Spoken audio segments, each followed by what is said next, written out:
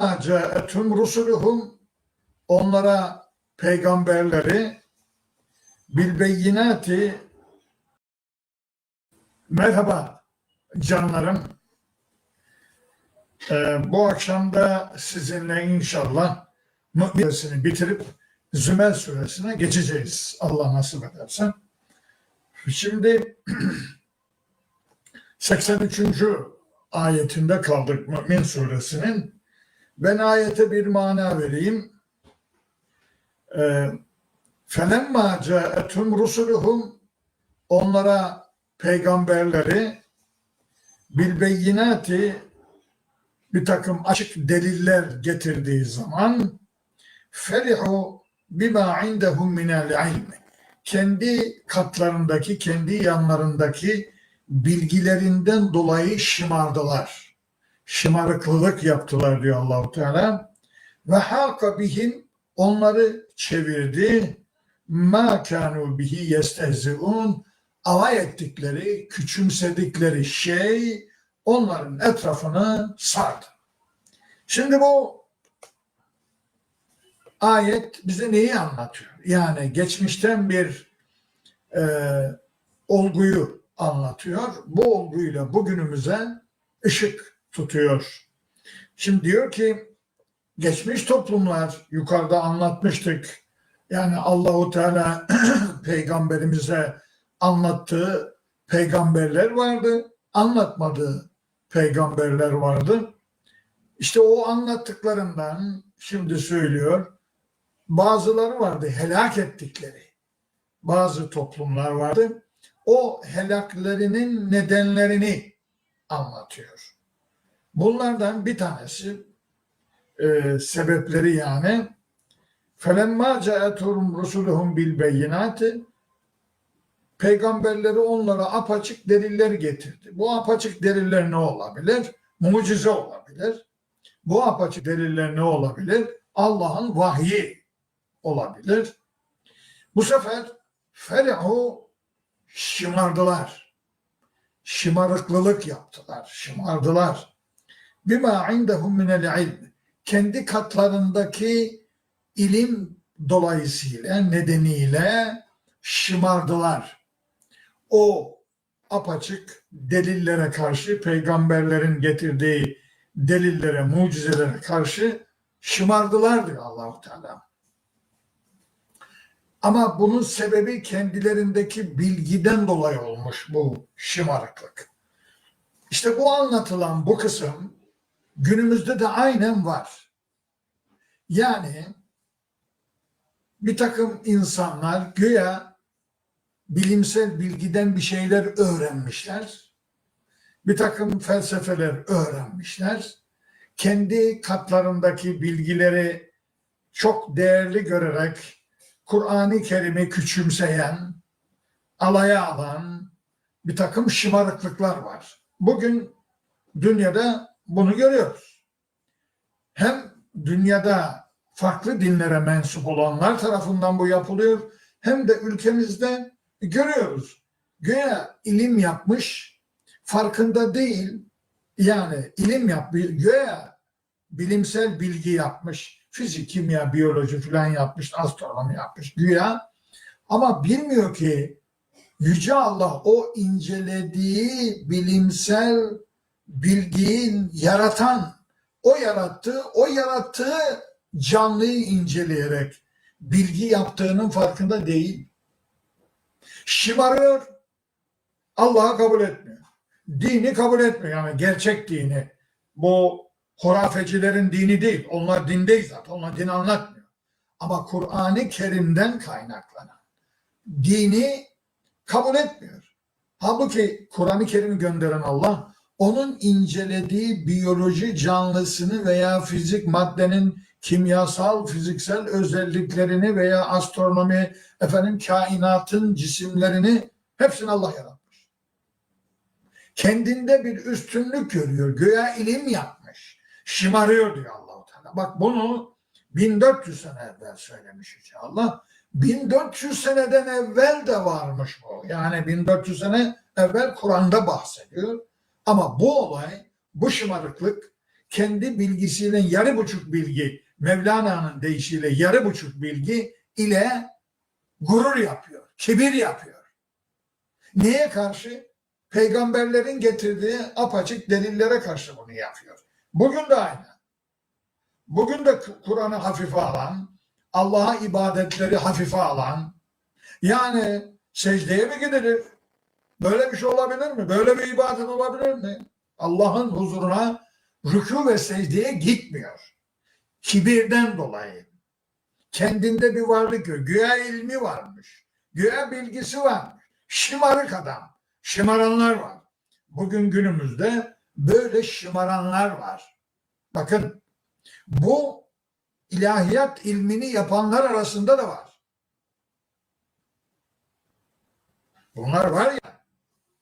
Şimdi onları anlatmaya lüzum yok, isim vermeye lüzum yok. Ama ne oldu biliyor musun diyor Allah-u Teala? O zaman o geçmişteki tarihi olguda ve hâka bihim, onları etrafını çevirdi. Mâ kânû bihi yestehzirûn. Alay ettikleri şey onları çepeçevre kuşattı. Şimdi burada yestehzi'un kelimesi insanın insana yaptığı küçümseme, alaya alma olayı. Bu küçümseme ve alaya alma olayını Allah-u Teala asla kabul etmiyor. Bir kimsenin bir kimseyi, bir yukarı kademede olan, yukarı sınıfta olanların aşağıdaki sınıfta olanları küçümsemesini asla kabul etmiyor Allah-u Teala.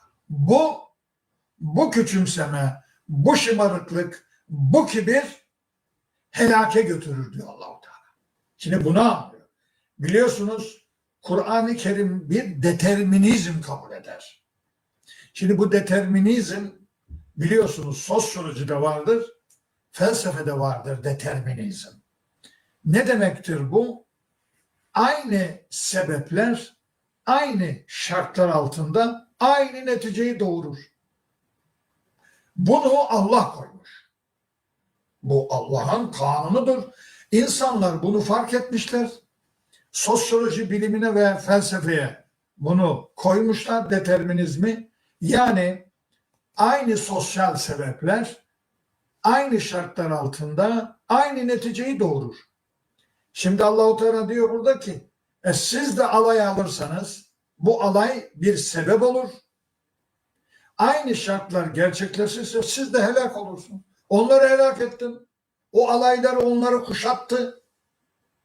Helak oldular. Siz de helak olursunuz.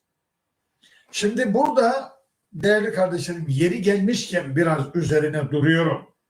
Çünkü alay, küçümseme çok ciddi bir konudur.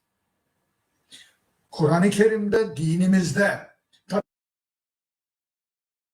yapılması lazım. Şimdi mesela bir beden diliyle küçümseme vardır. Böyle göz kırparak adamın arkasında bak bir baltaya sap olamadı yani adama bak. Sen gelip benim yanımda benimle çay içecek adam mısın? Benim masamda oturabilir misin? Şimdi ben Karadeniz'de olduğum için bu Rizeli olduğum bilirim. Şimdi arkadaşlar köyden gelirler Ankara'ya, İstanbul'a, beraber amelelik yaparlar, ustalık yaparlar. Birisi biraz para kazanır, efendim müteahhitliğe başlar. Öteki arkadaşların masasına gidip oturmaz artık. Küçümser onları. Ben müteahhitim. O hala usta amele. Anlıyor musunuz? Bu bakış Müslümanın bakışı değil.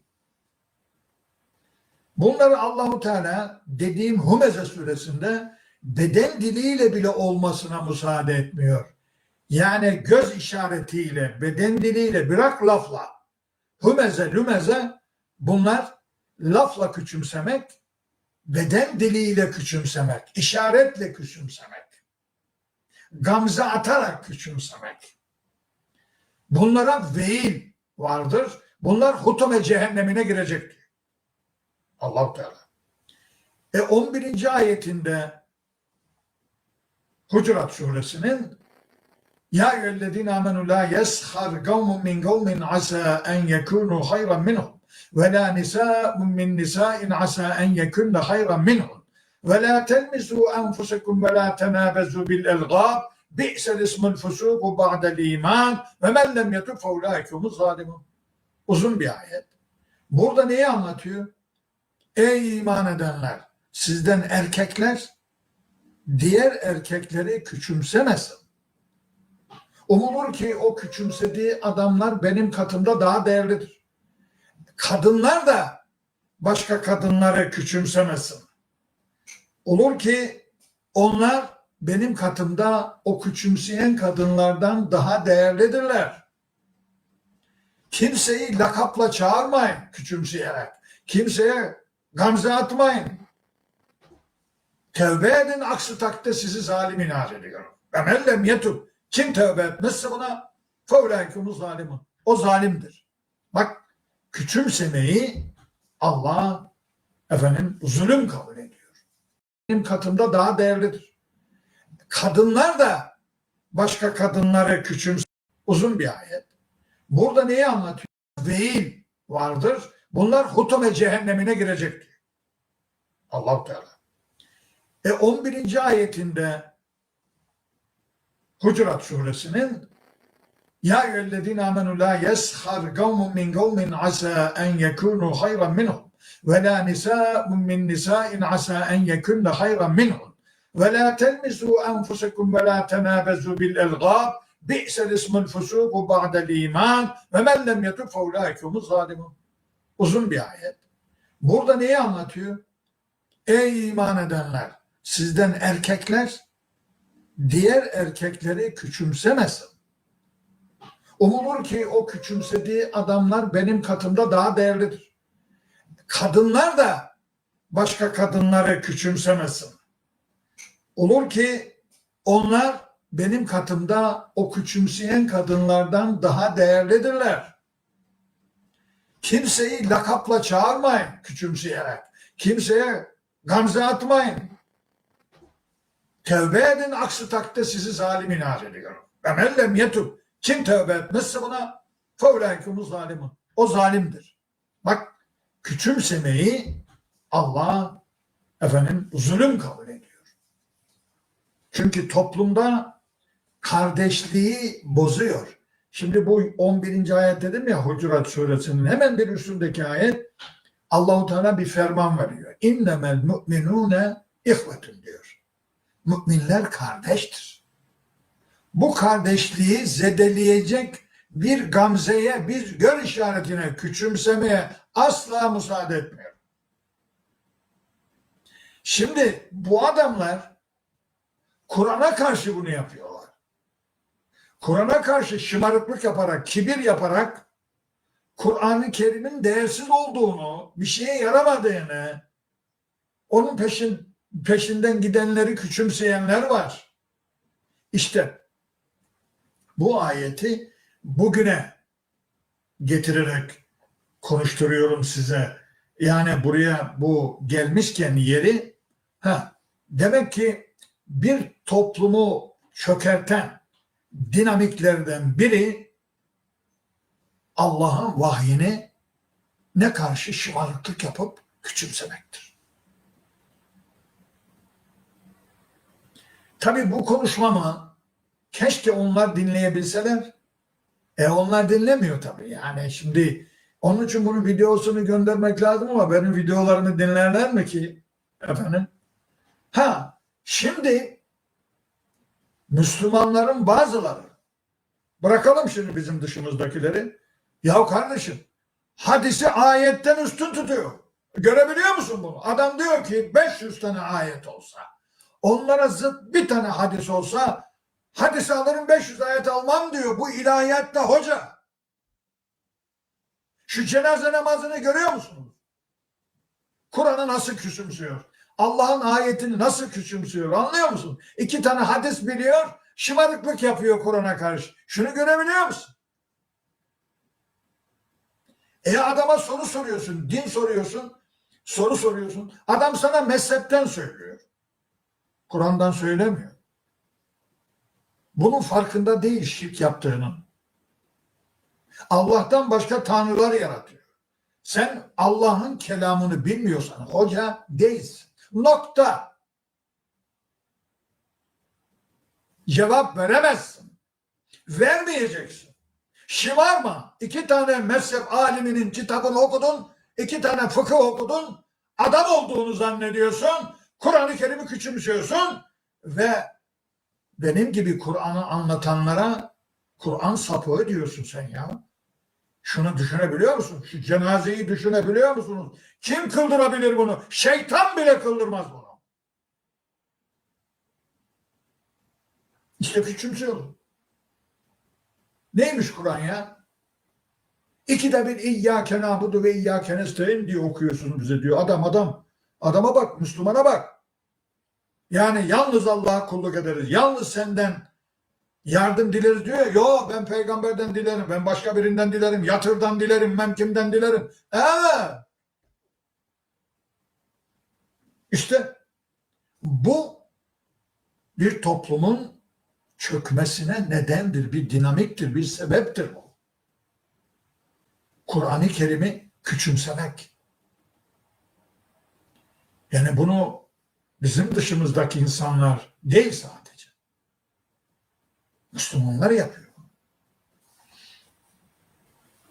فَلَمَّا رَأَوْ بَأْسَنَا İşte o helak etmeye karar verdiğim o toplumlar bizim cezamızı bizim cezamızı gördüklerinde galu dediler amenna billah vahde, yalnız Allah'a iman ettik. Bak başka tanrılar vardı. Allah fikrine karşı şımarıklık yapıyordun. Başka tanrılar arıyordun. Allah sana yetmiyordu. Efendim şimdi ne oldu? O ceza gelmeye başlayınca o bela, o yıkım, hemen iman ettik dediler. Yalnız Allah'a, tek Allah'a. Ve keferna bima kunna bihi müşrikin. Ona şirk koştuğumuz tanrıları inkar ediyoruz dediler. İş işten geçmiş. Dediler. Böyle derler. Siz de böyle diyeceksiniz. Eğer benim kitabıma şımarıklık yapıp ona karşı ve onu küçümserseniz, ki Müslümanlar küçümsüyor bunu. Bakın, ben diğerlerini bırak. Ya İsviçre'de adam yaktı Kur'an-ı Kerim, öyle mi? He. Bizimkilerin yaptığı ondan daha kötü. Yani şu adamın dediğine bakar mısın?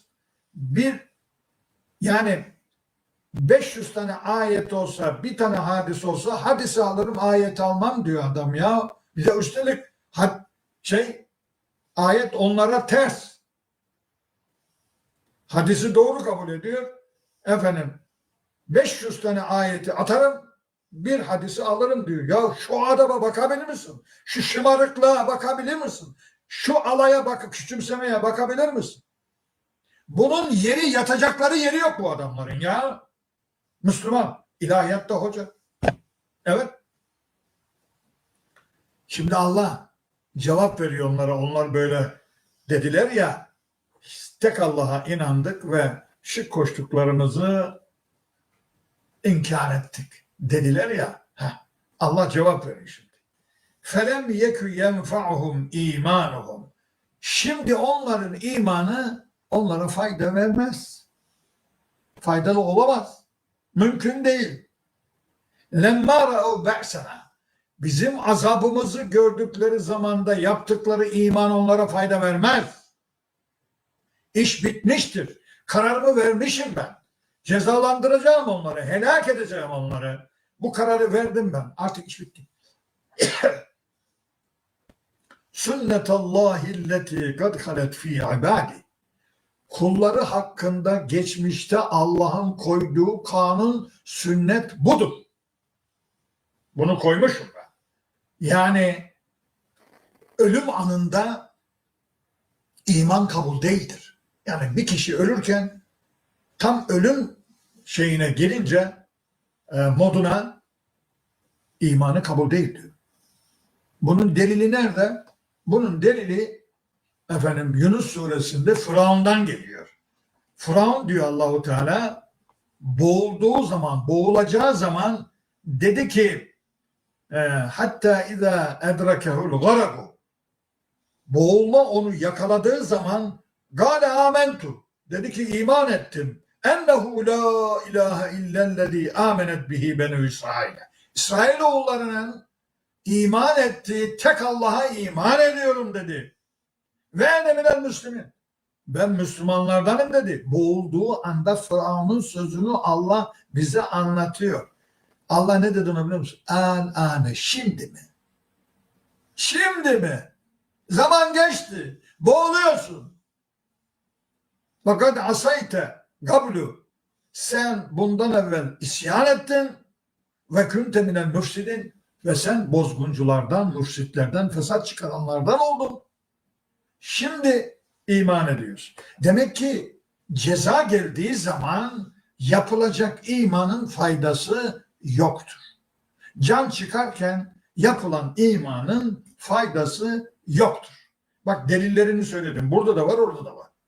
Yani Yunus suresine de gittik. Firavun örneğini veriyor Allah. Firavun'un örneği. Burada da geçmiş peygamberimizden evvelki toplumların batan alay etmek, küçümsemek, şımarmak peygamberlere ve peygamberlerin getirdiği delillere karşı şımarmak, kibir yapmak. Bu adamları cezalandırdığım zaman da meseleyi anladılar. Bu sefer biz iman ettik tek Allah'a dediler ve şirk koştuklarımızı da inkar ediyoruz dediler. Ama Allah dedi ben bir sünnet koymuşum. Bir kanun koymuşum. Nedir o kanun? Ceza geldiği anda imanın fayda vermeyeceği kanununu koydum ben. Ve hasra hunalikel kafirun. Ve böylece kafirler kaybedecekler. Kaybettiler. İflas ettiler. Hasra kelimesi ekonomik iflas deriz ya, manevi iflas. Onlar kafirler iflas ettiler dedi. Böylece değerli kardeşlerim neredeyse bitmek üzere vaktimiz. Biz Mü'min suresini bitirdik. Vedalaşıyoruz. Mü'min suresini hep beraber duygusuna dokunacak, dünyasına dokunacak. Ve o hikayeler kıyamete kadar anlatılacak. Birilerine ders verecek, ibret verecek, örnek olacak ama hep yaşayacak. İşte bu da onlardan biri. Musa'nın hikayesi. Kur'an'da Musa'nın hikayesi birçok yerde anlatılır. Ve bazı yerde anlatılmayan bölümler bir yerde, bir başka yerde anlatılır. Mesela burada hızlı geçilen bölümler var. Çocukluğunda mesela çok hızlı geçiliyor. Bir verkaç biçiminde. Ama o bir başka surede anlatılıyor. Hatta daha 2 surede daha anlatılıyor.